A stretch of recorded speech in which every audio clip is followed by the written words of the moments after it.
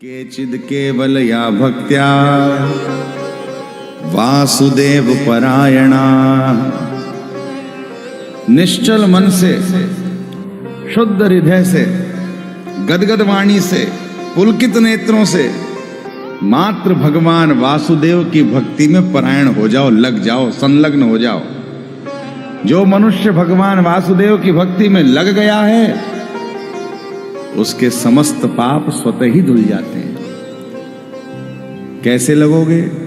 भगवान का नाम का गुणगान करो, भगवान के नाम रूपी साबुन से अपने पाप रूपी सारे दाग हटाते चले जाओ तो कपड़ा भी खूब चलेगा, कुटाई पिटाई भी नहीं होगी और महाराज आराम से वो स्वच्छ भी बना रहेगा।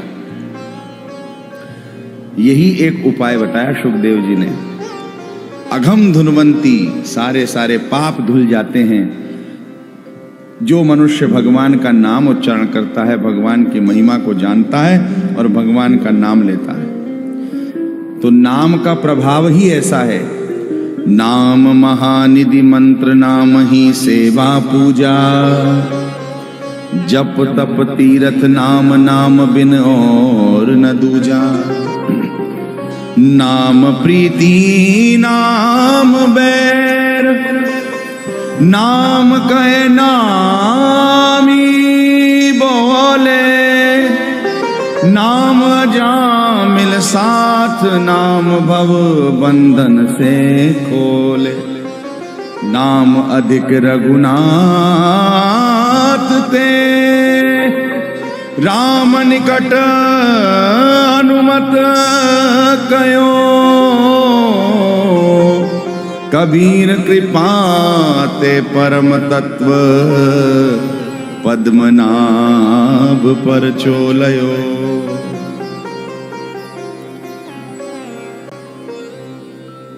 वैष्णवों की निष्ठाएं हैं अनेक। जीव गोस्वामी पाद ने भक्ति रसामृत सिंधु में 64 प्रकार की निष्ठाओं का वर्णन किया है। 64 प्रकार से भगवान के प्रति निष्ठा रखनी चाहिए। उनके और भेद करते जाओगे तो सैकड़ों प्रकार की निष्ठा होगी, जैसे दीपदान की निष्ठा, तुलसी की निष्ठा, नाम की निष्ठा, एकादशी की निष्ठा। अब महाराज वो अनेक निष्ठाओं में से प्रधान 3 निष्ठाएं हैं जो प्रत्येक वैष्णव को धारण करनी चाहिए। पहली नाम की निष्ठा, सब कुछ छोड़ दो, अरे भगवान और भगवान का नाम भी सामने हो और कहे हम दोनों में से किसी एक को छांट लो, तो भगवान को छोड़ देना, भगवान के नाम को पकड़ लेना। भगवान तो स्वतंत्र हैं, आज तो आ गए, कल कहीं चले गए तो, लेकिन यदि आपने भगवान का नाम ले लिया और भगवान का नाम आपके पास रहा तो ये निश्चित मानिए कि उस नाम के प्रभाव से वो हरि वापस लौट करके आ जाएंगे, वो कहीं नहीं जाएंगे आपको छोड़ करके। नाम की ऐसी महिमा है, इसलिए निरंतर अपनी जिह्वा के अग्रभाग से भगवान का नाम लेते रहो। काम सब करो संसार के, काम करते चलो, नाम रटते चलो, कृष्ण गोविंद गोपाल गाते चलो। वैष्णवों देखो, नाम ही प्रधान है।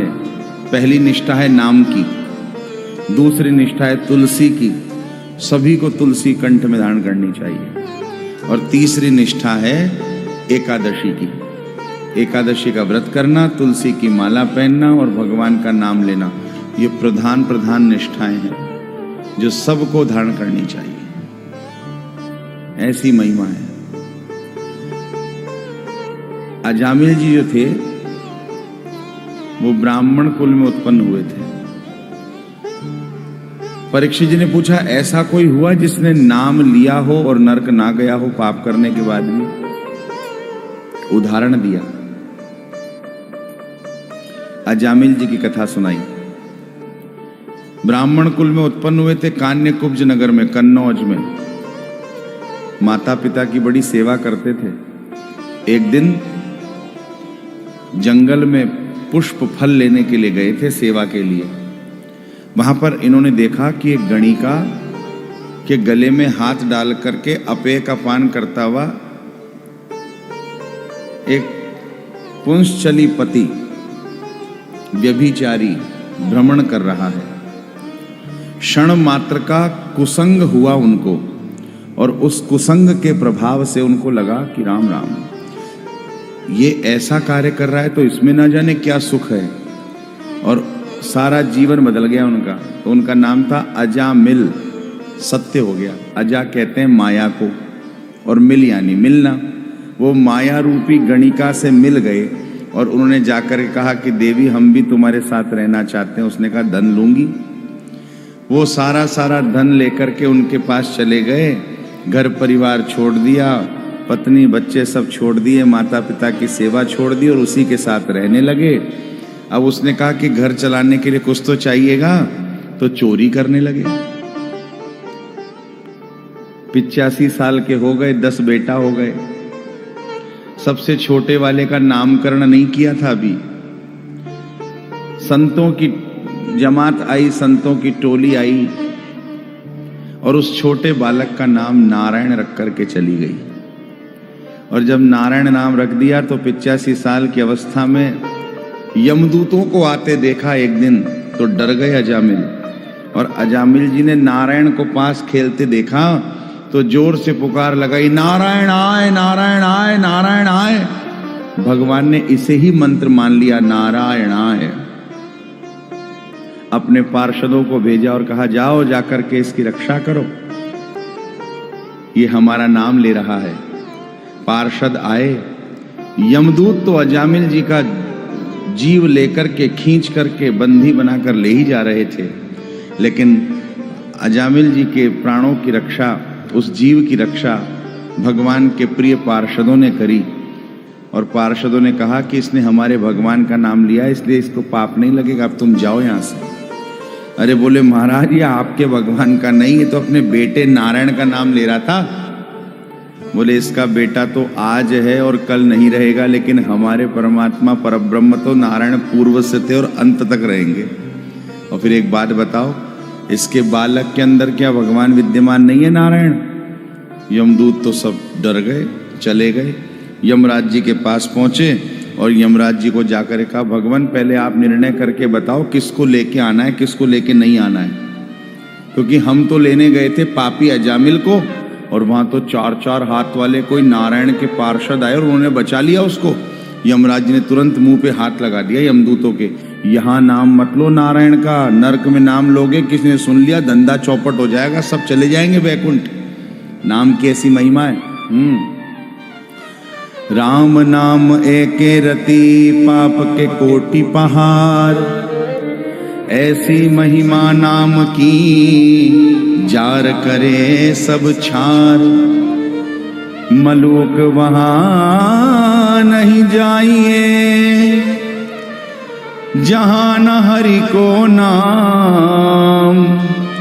दिगंबर के गांव में धोबी का क्या काम। एक बात विचार करके बताना कोठियारी जी, जहां लोग नंगे रहते हो वहां धोबी अपना धंधा चला सकता है क्या?